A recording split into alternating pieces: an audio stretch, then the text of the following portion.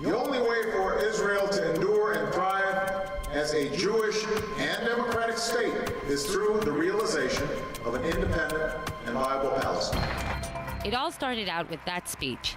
President Obama, just after his second-term victory, used his long-anticipated visit to Israel to appeal to the public and convince them that now it is time to give peace a chance. With extraordinary enthusiasm and promise, his newly appointed Secretary of State started to engage in the Mideast mess and took to shuttle diplomacy to persuade the leaders to jump in. To smooth the way for talks, the sides agreed on a deal. The Palestinians would refrain from pursuing international recognition, and Israel would release 104 Palestinian prisoners in 4 stages. In July, after almost 3 years of total hiatus, Kerry succeeded in renewing the Israeli-Palestinian peace process.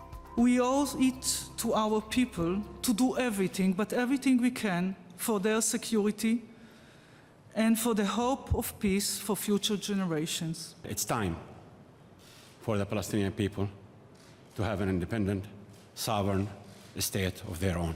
Kerry took on a grand goal. A final status deal was supposed to be agreed upon in 9 months. Formal talks began in August, mediated by U.S. Special Envoy Martin Indyk and held under strict distance from the public eye. Yet by November, they had already broken down. The U.S. decided then to choose a different approach and negotiated separately with the 2 parties. But by January, Kerry abandoned the ambitious attempt to reach a final status agreement and settled for a modest framework for talks with mutual reservations.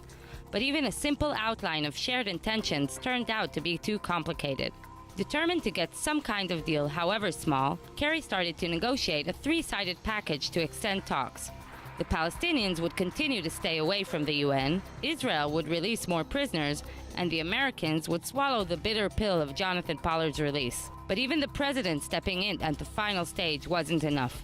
In late March, it all collapsed. And poof, that was sort of the moment. 9 months ago, Kerry thought he could produce a peace treaty by now. He is soon to discover if it was just a waste of time and effort.